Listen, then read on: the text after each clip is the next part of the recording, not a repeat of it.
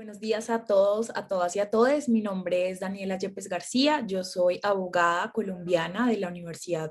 Colegio Mayor de Nuestra Señora del Rosario. Soy magíster en proceso académico de una maestría en Derecho Constitucional y mi experiencia laboral está en el área del derecho y la educación legal clínica, en la que trabajo en el Grupo de Acciones Públicas de la Universidad del Rosario, desde la cual litigamos a favor de los derechos humanos en Colombia y en Latinoamérica, siendo una de nuestras áreas de trabajo el derecho de los migrantes. En este mismo tema he tenido la oportunidad de ser investigadora y consultora.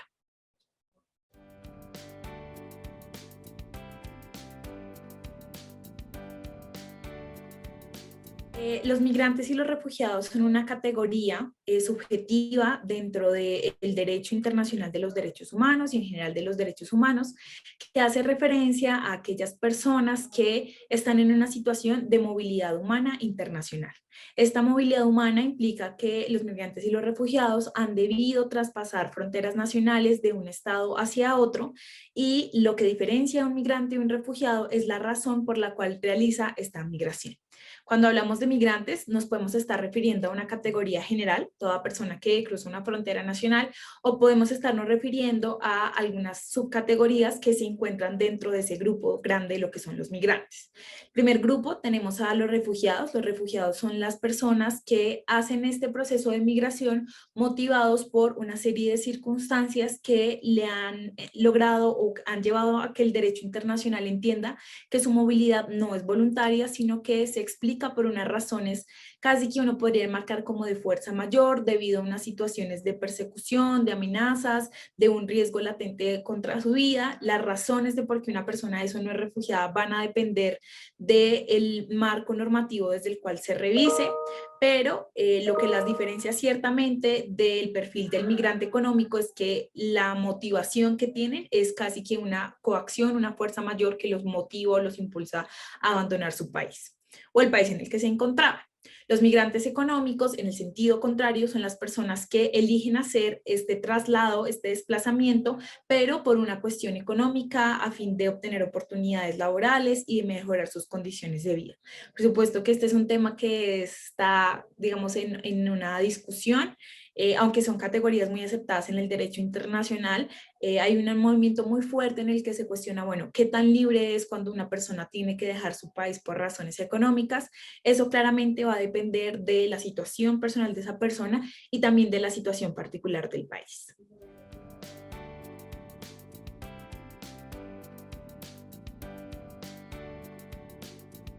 Bueno, muy bien. El principio de no devolución es un principio del derecho internacional que tiene un origen consuetudinario, es decir, basado en la costumbre, en la práctica de los estados,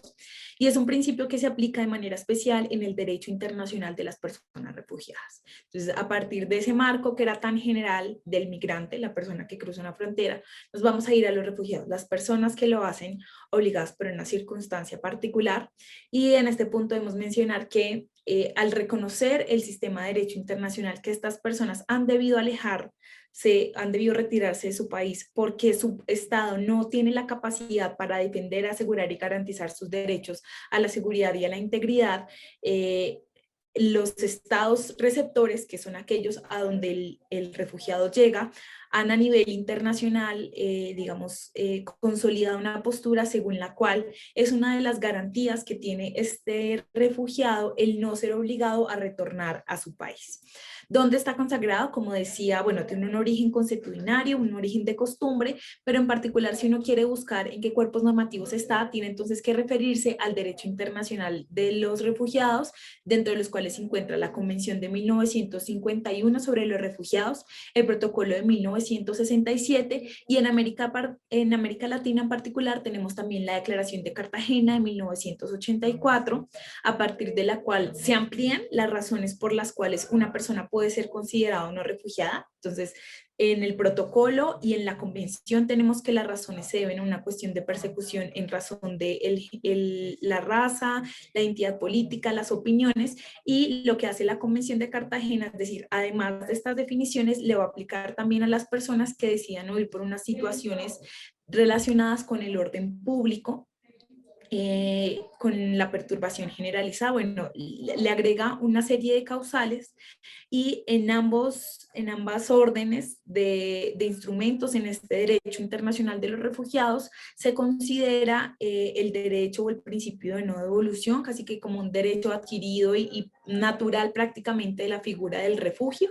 En particular lo encontramos en el artículo 33 de la Convención de 1951.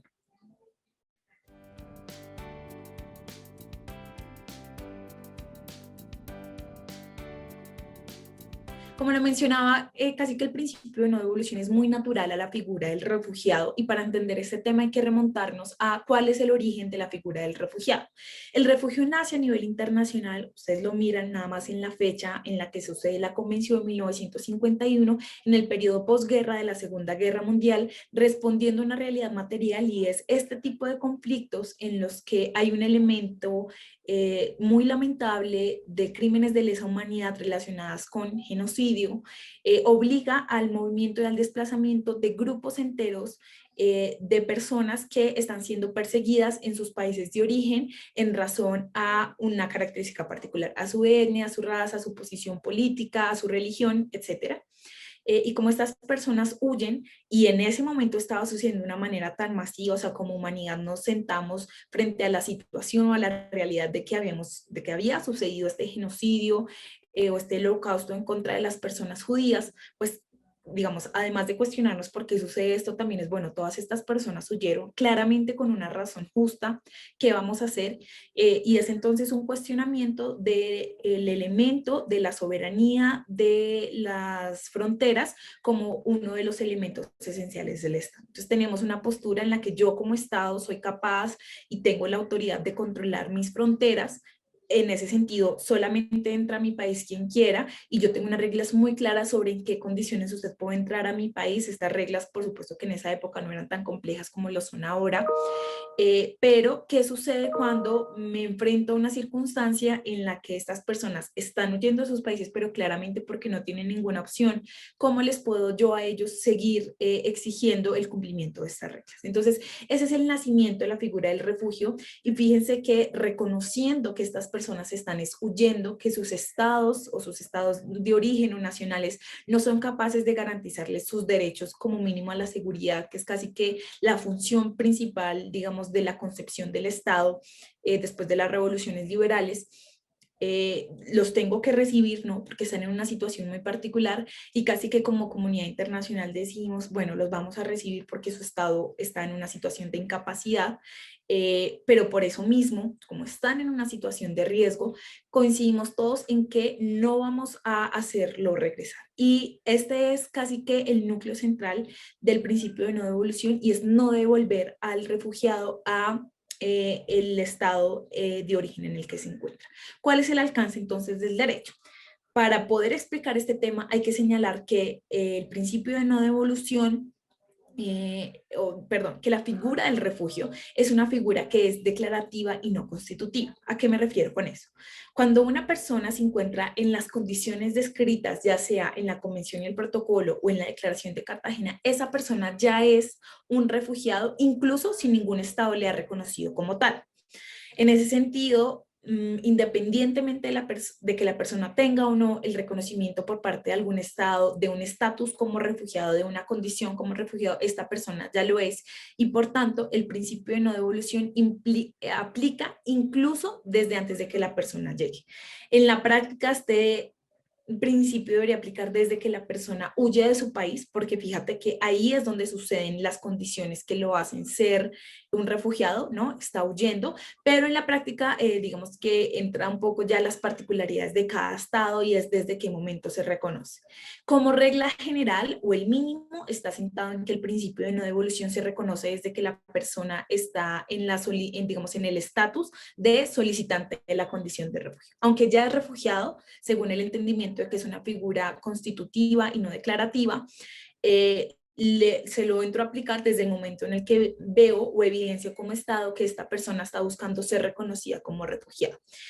Y durante todo ese proceso yo no puedo obligar a esa persona a regresar a su estado de origen. Luego ahí ya empezamos a tener similitudes y diferencias entre estados. Entonces, hay estados en los que desde que la persona solicita la condición de refugio, de ahí en adelante, incluso si luego el mismo estado le niega esa condición de refugiado y le dice, bajo la ley, por ejemplo, colombiana, usted no es refugiado, se obligan a no devolverlo a su país. Hay estados en los que se otorga esa prerrogativa hasta el momento en el que sucede, después de lo cual le dice no, ya usted oficialmente no es refugiado y ya no le aplica la prerrogativa, que es lo más usual en el caso de los estados latinoamericanos y por ejemplo así sucede en el caso del Perú, no lo regresan, digamos, pasa el tiempo, digamos, si se la niegan, le dicen, bueno, usted tiene 90 días para abandonar el país porque se encuentra, digamos, generalmente en una situación irregular, o si ya lo solucionó, pues digamos, se queda en la situación regular, pero estando en lo más usual, que es una situación de irregularidad, le dan 90 días para que abandone el país, pero se dirija a otro, ¿sabes? No lo hacen regresarse. ¿Por qué? Porque aun si yo como Perú no le di la condición de refugiado, reconozco, bueno, esta persona bajo otra ley podría ser reconocido como refugiado, probablemente sea un refugiado, digamos, bajo esta visión. Es casi que hay como dos sistemas en paralelo, que es el sistema internacional y el sistema nacional, y entonces no lo voy a hacer regresar, puede él seguir buscando refugio o estabilidad o regularización en otro estado sin que yo lo haga regresar al estado de origen.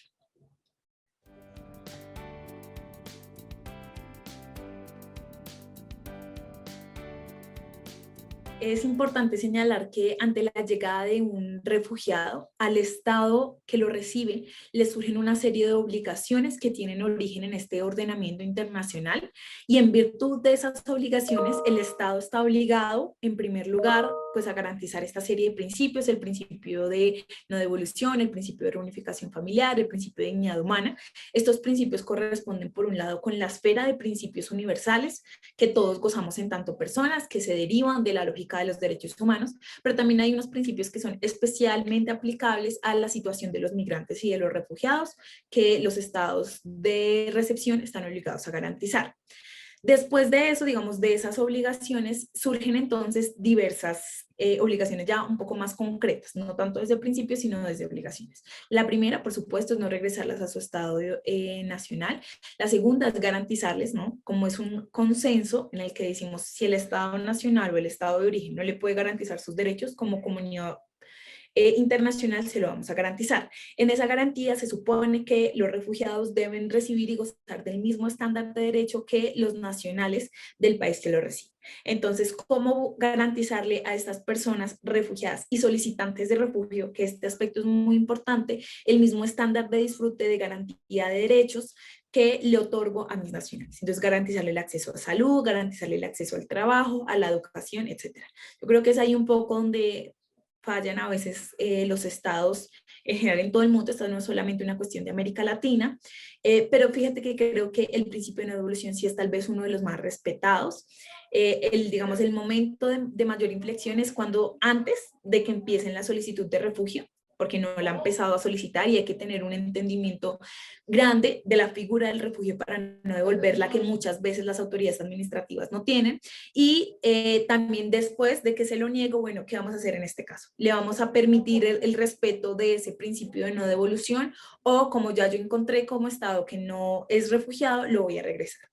Entonces, eso frente a los refugiados, ¿no? Acá hay una serie de obligaciones concretas que obligan verdaderamente a los estados y generalmente cuando una persona ya se le reconoce como refugiado, obtiene acceso a un documento de identificación que no es necesariamente la misma cédula o la tarjeta de identidad que se maneje en el estado, digamos, de recepción, pero que se le permite acceder a los mismos derechos. Y hay también una serie de obligaciones relativas a los migrantes frente a este tema y un poco más, digamos, de objeciones o tal vez de tensiones en el marco internacional. Yo creo que depende un poco más de los estados, pero lo cierto es que si tú te fijas en cómo funciona la dogmática de los derechos humanos y el derecho internacional de los derechos humanos, los estados están obligados a garantizar los derechos por una jurisdicción territorial. Es a partir de que haya una persona en el territorio bajo el cual un Estado tiene la soberanía que se ve obligado a satisfacerle sus derechos y así es en el derecho internacional. Entonces, digamos que aunque el ordenamiento el ordenamiento internacional implicaría garantizar y respetar sus derechos en el marco de las obligaciones, de las diferentes obligaciones de los estados, en la práctica lo más usual es que el acceso al disfrute de derechos sí esté condicionado a